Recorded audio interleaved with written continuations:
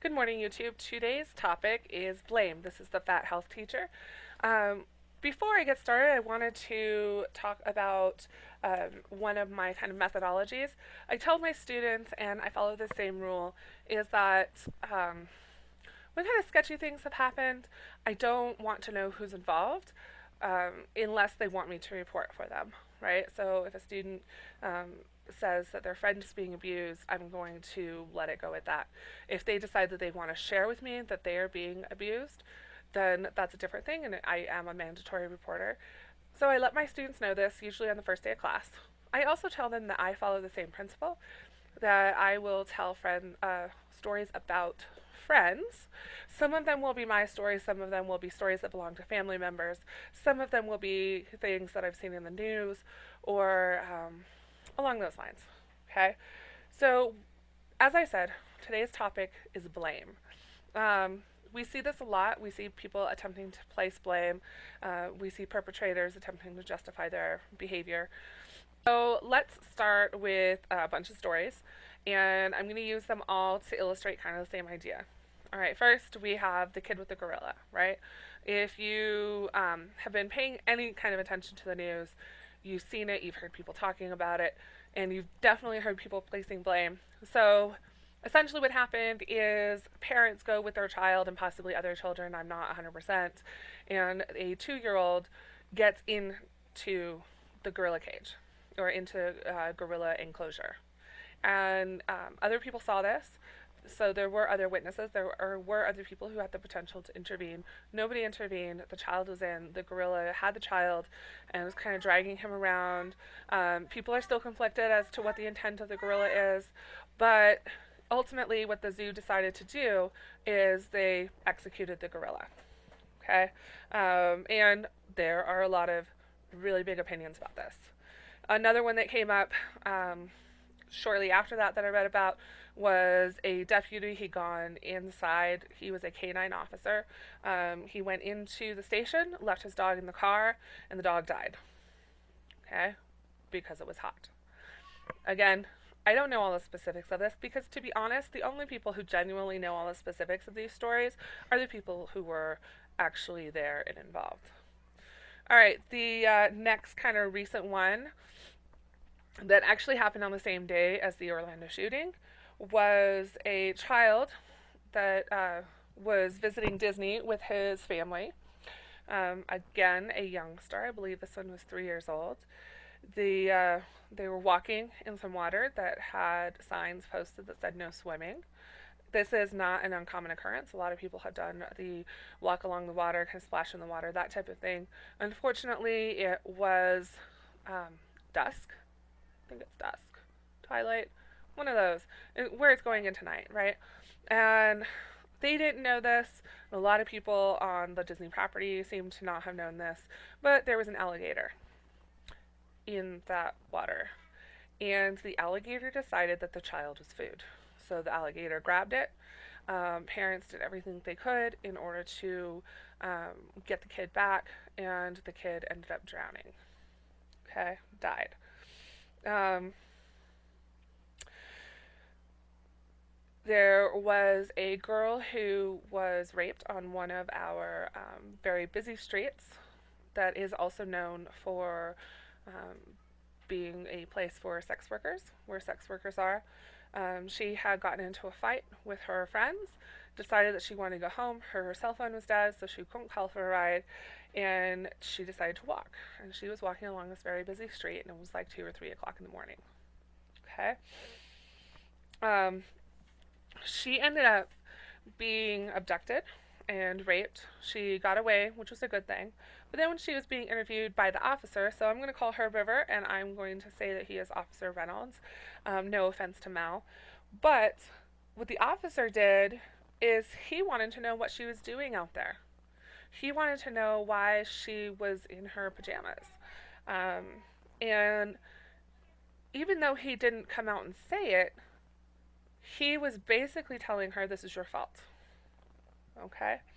With the alligator and the child, there has been so much hate that's been directed at the parents regarding what happened with the deputy and the dog in the car, or with people who have left their children in the car.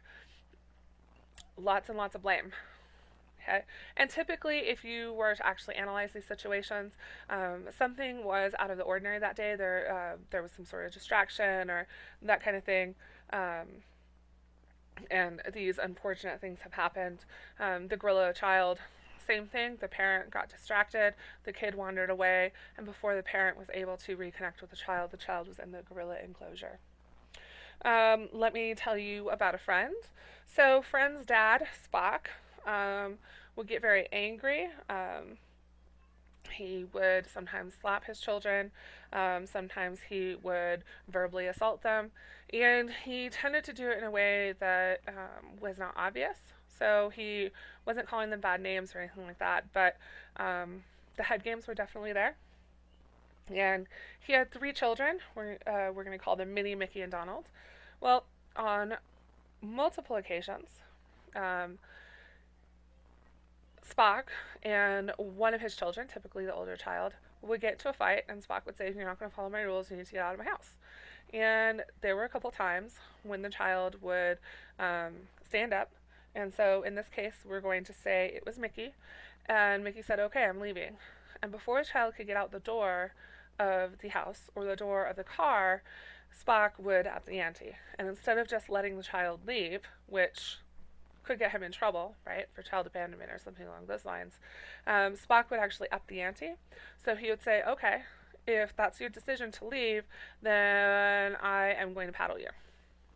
Okay? And this is kind of a big deal.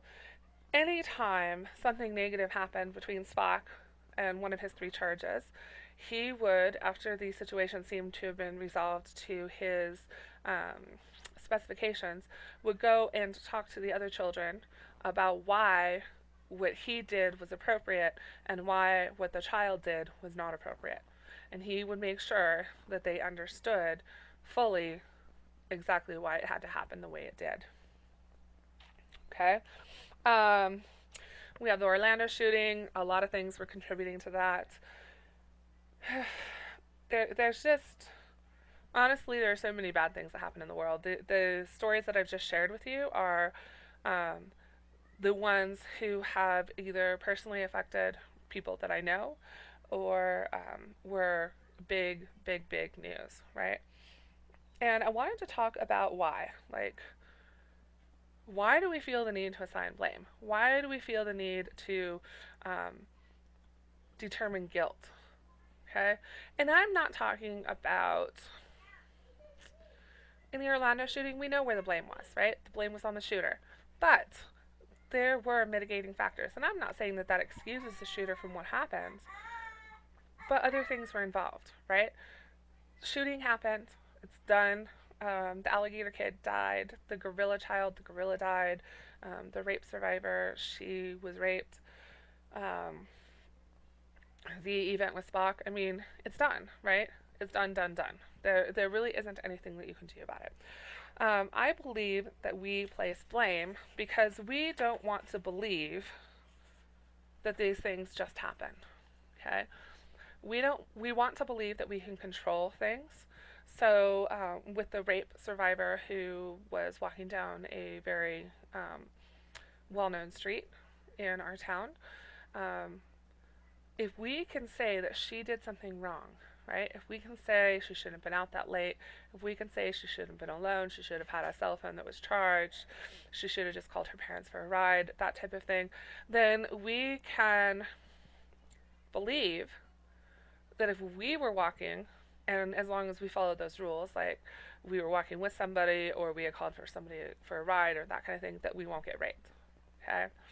And I'm actually gonna expand into the rape thing a little bit.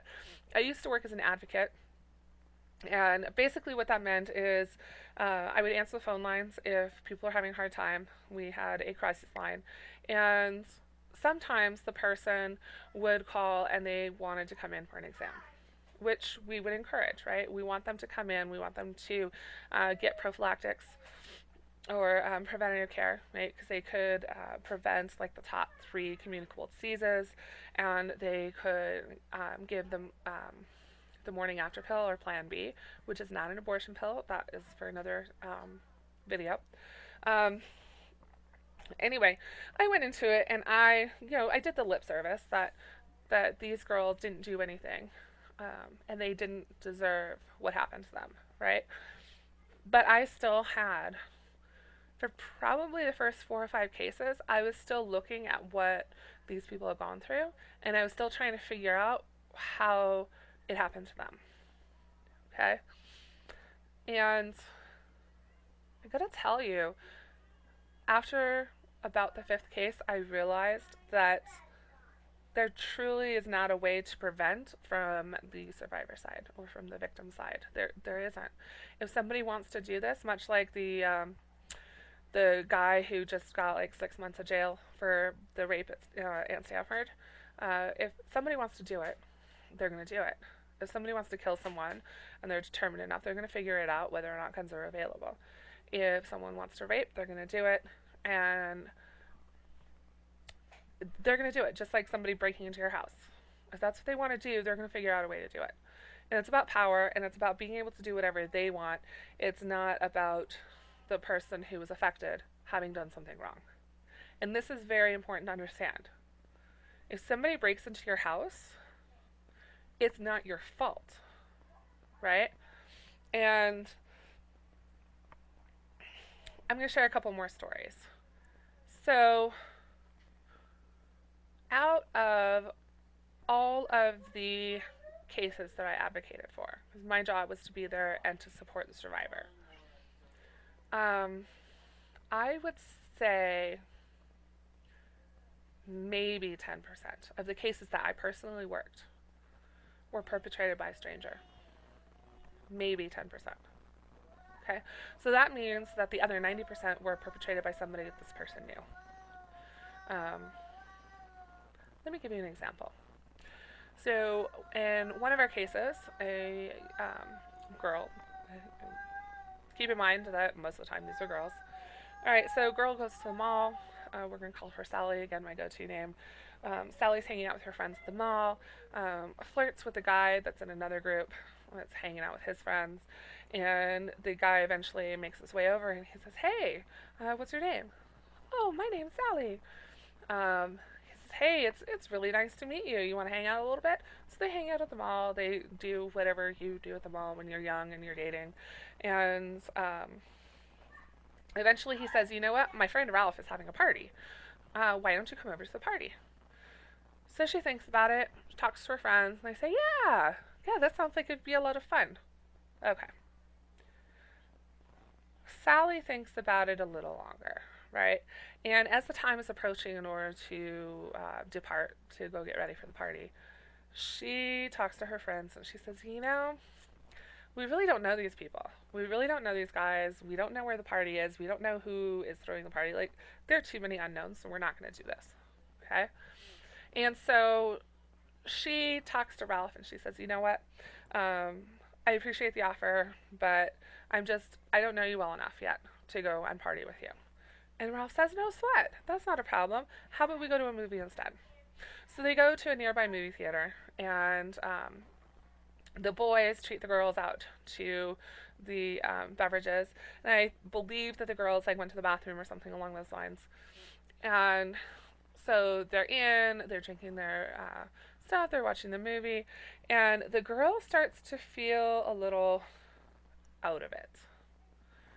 And what we are pretty sure happened is that he put something into the drink, and he drugged her. The next thing that she knows, she sort of remembers coming out of the theater, but the next thing she knew, she was in a place that she didn't know, in the back of a car that wasn't hers, with a guy on top of her, penetrating her, without her permission. Okay? This one was a real turning point for me, because this girl tried to be responsible. She did everything. Like, if I were to look at it and I was like, no, this is still her fault. No, she did everything that she was supposed to do. Okay? There's no getting around it. She did what she was supposed to do. She met a new guy. They went to a movie. That should have been a safe kind of place for her, and it wasn't. There was another situation where Um, Woman was having a birthday party, invites her friends over. They drink a lot. They're at her apartment. And, the party's winding down. There are a couple people left, and she says, y'all are welcome to stay. Enjoy the movie, whatever it was that they were watching in the living room. And she said, I'm going to go back to my room and I'm going to lie down. So she lies down, passes out, um, and the next morning, she notices that her underwear is on wrong. And this kind of makes her question things. And as she gets up and she goes to the bathroom, she notices that she's sore in places that she should not be sore. Okay? So she requests an exam. She comes in, and there is evidence of penetration.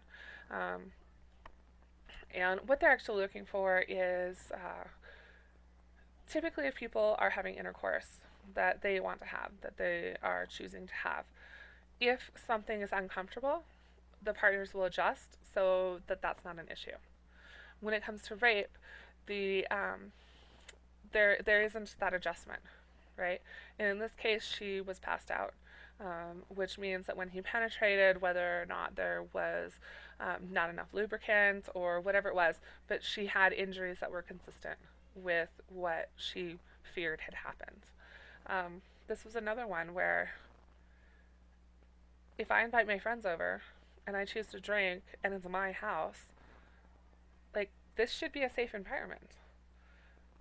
I'm supposed to be able to trust my friends, not have one of them rape me when I pass out. And it was just awful. And the more I heard these stories, the more it was clicking for me that, look, these terrible things happen.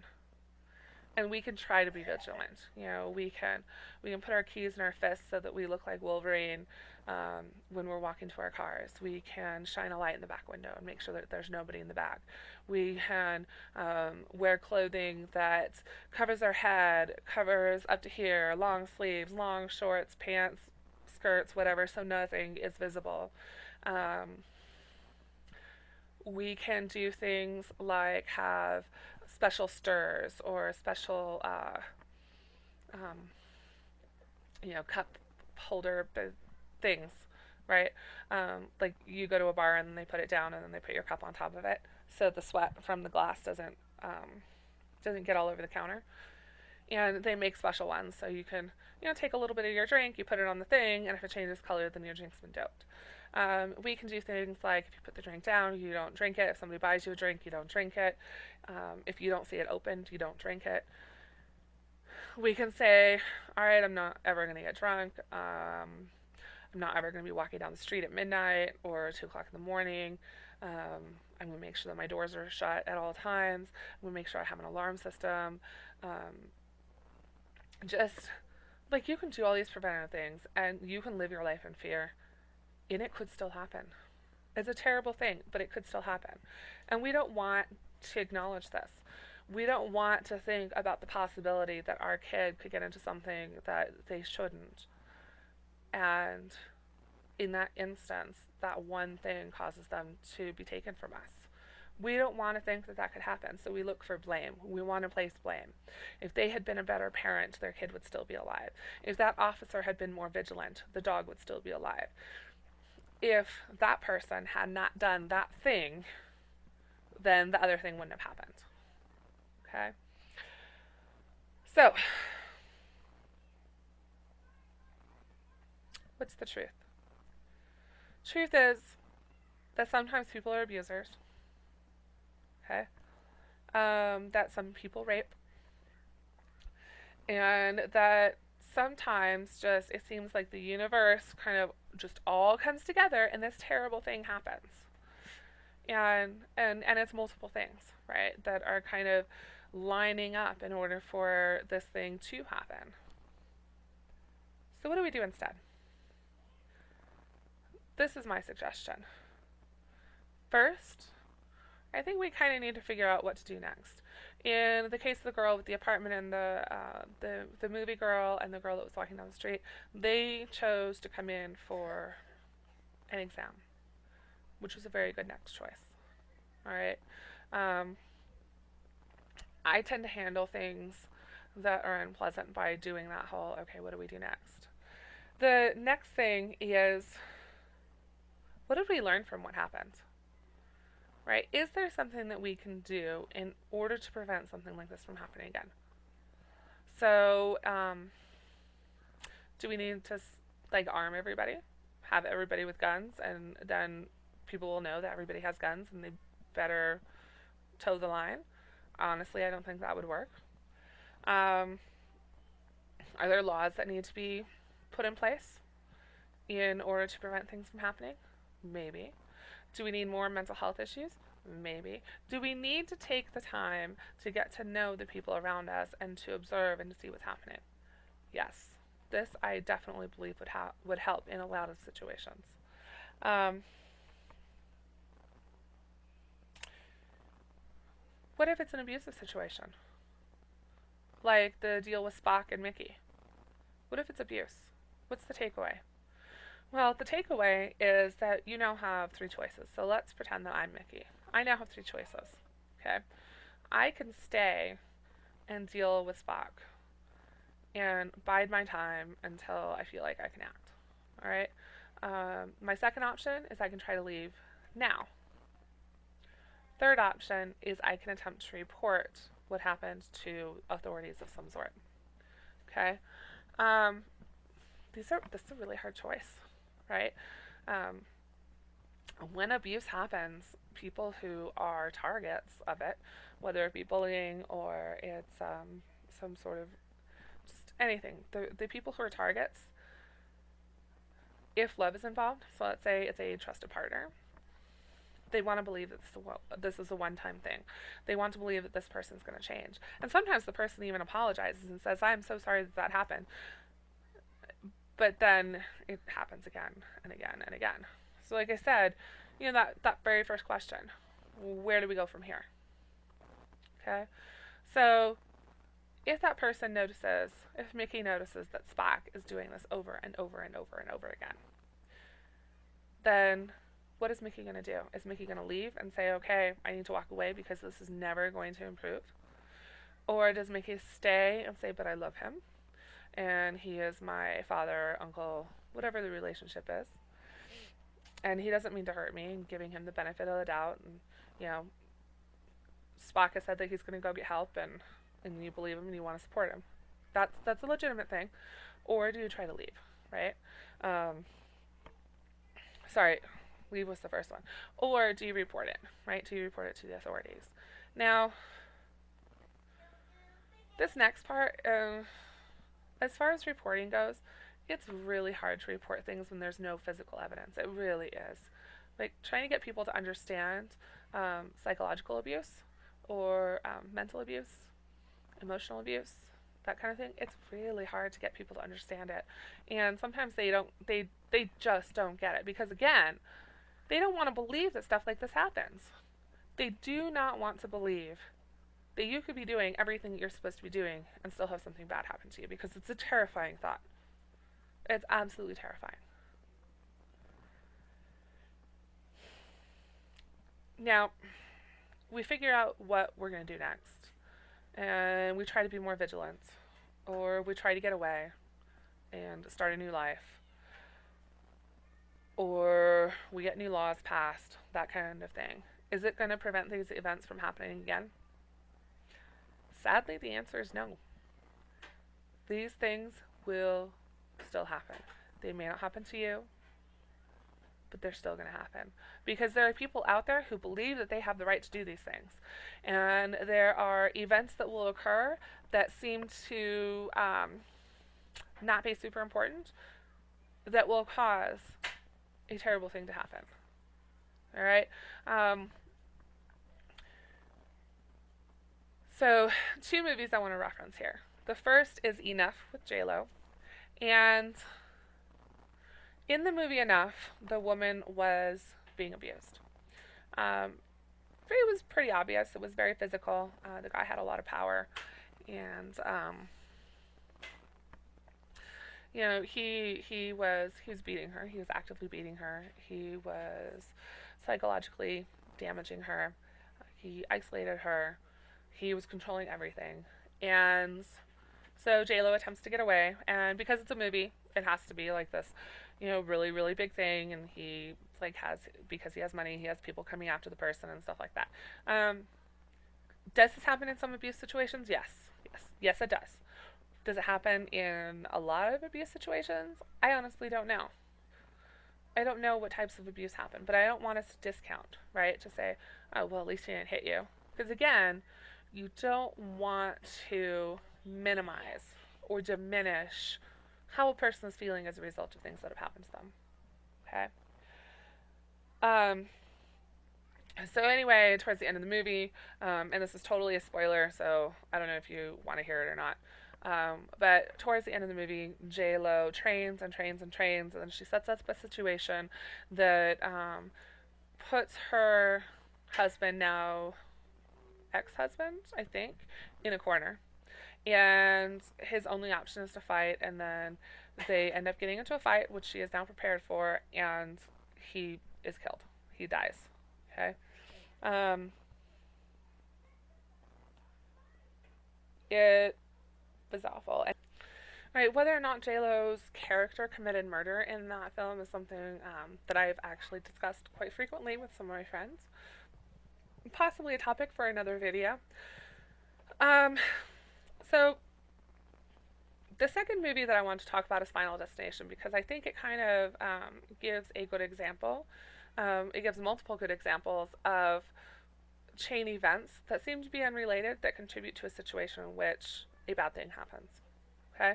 If you're not familiar with the Final Destination movies, it usually starts out with some terrible thing happening. I think the first one was a plane crash, and the second one was a freeway accident.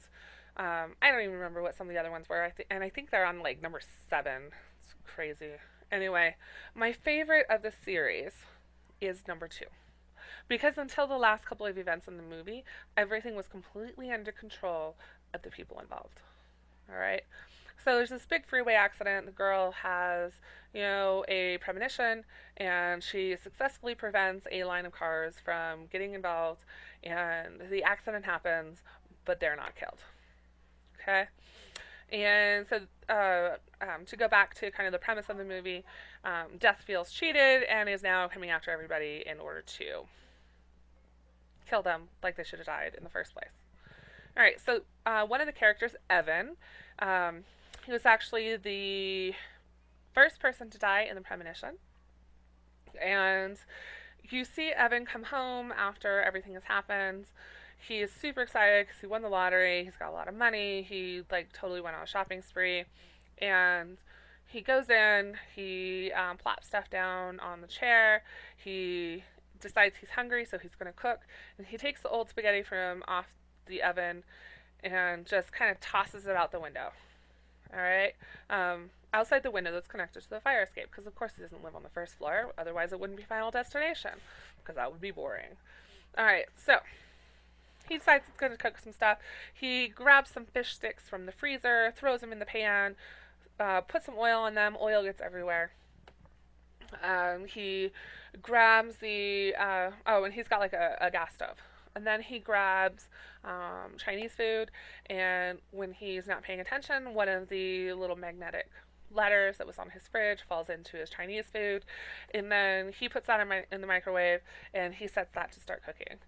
Then he goes and he decides to gloat. So he gets some of his stuff that he just purchased, and one of them is this, I believe it's a watch, or it's a ring, or it's something, right? It's a ring. And he has a ring, and he's admiring it, and then something happens, I don't know why, and the ring goes into the garbage disposal. This kid was also trying on a watch. Probably a Rolex, something ridiculously expensive. And so he reaches in with the hand that has the watch on the arm, and he's trying to get his ring out, and then everything starts to hit the fan. Okay? And half the fun of this movie, if you consider it fun, is to kind of look at what the people are doing, and you're trying to figure out, like, how is this person going to die? And again, what I'm talking to you about is totally spoilery if you have not seen Final Destination 2. Okay, so now he's got his hand stuck in the garbage disposal. He is trying to get it out, and it's not working. He tries to undo the watch. That's not working. While his hand is stuck, the microwave starts sparking because there is metal in the microwave. All right, and he's like he's trying to figure it out. I think he's able to reach and get the microwave to stop. Um, the second thing that happens is the oil spilled all over the stove while he was trying to cook his fish sticks catches on fire. Oh, and I forgot to mention that this guy has like all kinds of trash still in his apartment. Like he can walk around and whatever, but and he kind of keeps the trash in like the same place. But there are empty boxes and, in other words, flammable stuff, right? So he can't reach the stove in order to grab the pan in order to put out the fire, and he can't reach the stove in order to turn off the burner. So what does this genius do? He grabs a towel and he attempts to slap at the fire to put it out. And instead of doing that, this genius is slapping at the fire with this towel, trying to put it out. And of course, that doesn't work. All it does is make it worse. And in fact, it knocks the pan off of the stove and then into the pile of debris, which catches fire. And now there's a giant fire. Okay? So this kid, Evan, finally gets his hand out of the garbage disposal. And he grabs the fire extinguisher. I gotta tell you, I was a bit shocked that he had a fire extinguisher in his apartment. Grabs the fire extinguisher. He doesn't have to pull a pin or anything, which tells you that he has had some sort of fire thing before. He doesn't know how to aim the fire extinguisher, so he tries to put out the flames by aiming at the top, where it's like scary and pretty and whatever you want to describe it, instead of at the base, which is where you're supposed to aim. And of course, he's unable to put out the fire. The fire continues to spread. He goes to the window to climb out the fire escape, and the window shuts. This is probably like the death magic or whatever. So he grabs a chair and he smashes the window. He climbs out. He runs down the fire escapes. And again, because it's a movie, things have to go boom, which it probably would not normally have done. So just as he just as he gets to like the last landing, right before he is safe, okay, the apartment explodes and stuff goes everywhere and yeah. So he gets onto the ladder, which is the last part that he needs in order to get to safety, right? To get off the fire escape. And as he's on the ladder, you can tell that this thing is poorly maintained. Instead of releasing as soon as he puts his weight on it so he can drop down to the ground, it gets stuck. And this genius, again, starts bouncing on it to get it to release. Okay? And when he finally gets it released, it catches him off guard. He falls off. He steps into the spaghetti, slips, lands on his back. The ladder slides down and stops about this far from his face. Okay? And then this guy breathes a sigh of relief and thinks to himself, wow, that was close. And does not move. And then, of course, the ladder releases that final foot. And he is killed with a fire escape ladder to his eyeball. Okay? So I will actually show this scene to my students, and I will have them write down all of the things that contributed to this accident. Because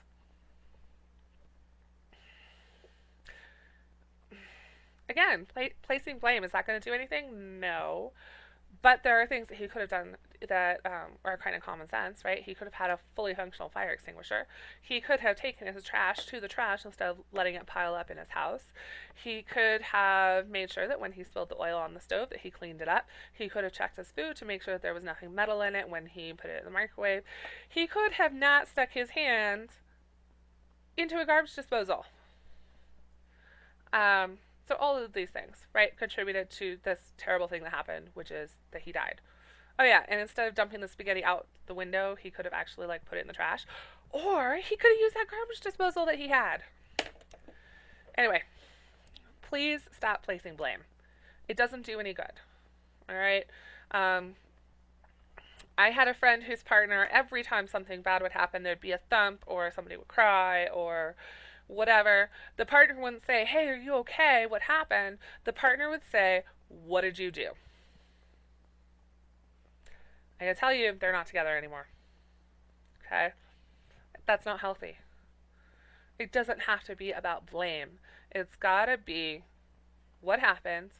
Is there any way for us to prevent this in the future? Let's move on. Now, I'm not talking about criminal activity. Okay? So, with the rape thing, they didn't deserve what happened to them. When my house was robbed, I didn't deserve to have that happen. Okay? Um, and after my house was robbed, it was actually an apartment. I demanded to have bars put on my bedroom window because that was how they got in. Um, but I did not cause it. The rape victims did not cause it. Victims of abuse did not ask for it. They did not cause it. All right? We can learn lessons, right? And we can do things in an attempt to prevent things like that from happening again. We can learn lessons from things that happen to other people, and we can hope that it's never going to happen again. With regards to leaving a child in the car, I've actually seen a lot of things. There's a thing going around like take off your shoe and put it in the back seat with the kid, because that way when you get to your destination, you get out and you have to grab your shoe, and that's going to cause you to look to see if the kid's in the car in case they fell asleep and you like got distracted and weren't noticing them. There are things like put your purse in the back. There are actually sensors that you can place into the child seat, and if there is weight on that sensor and you have like a fob, I think, and you get a certain distance away from the sensor, then it's going to say, hey, bonehead, you left your kid in the car. We pass laws. We try to get guns away from the people who are going to misuse them. Sometimes stuff still happens. All right? If you have experienced one of these things and you were not the perpetrator, I would ask that you be kind to yourself. All right? People do terrible things. Sometimes terrible things happen. Be kind to yourself. All right? Even if you had known it was coming, you may not have been able to stop it. Right? We've seen this again in other movies where the person has a vision and then they do everything they can to stop the vision. What was it? Oh, like 12 Monkeys, right? So they send this guy back in time in order to prevent the outbreak, and then it turns out that by sending him back in time to prevent the outbreak, they actually caused the outbreak. Okay? Be gentle to yourself. I know this was a rather serious conversation, so I hope that you got something out of it. It was a little bit ranty. But I think it's important. I think it's important for us to move away from the blame game, right? So many things contributed to what happened in Orlando. So many things contributed to the kid getting taken by the alligator, and to the kid going into the gorilla enclosure, and to people being raped, and to people being abused. All right? We got to move on. We got to figure out how to continue to live. Because honestly, if we live paranoid, if we are terrified that these things are going to happen, and we want to stay vigilant and we want to do everything that we can in order to make sure that they don't happen, we're not going to be leading much of a life, because all we're going to be doing is looking at danger. And I'm not saying that you completely disregard things that could be dangerous. Again, harm reduction, like you're trying to make things safer. But if you live in a constant state of fear, not only does it put a lot of stress on your body, but you're not going to enjoy living. All right? And I want you to enjoy living. Living should be fun. You should be able to enjoy being alive, to enjoy having a family or not having a family, or having a partner, not having whatever. Whatever it is that you choose for yourself, you should be able to enjoy it. Okay? But please be nice to each other. Please don't hurt each other. This is the Fat Health Teacher signing out. I will talk to you all tomorrow. Thank you.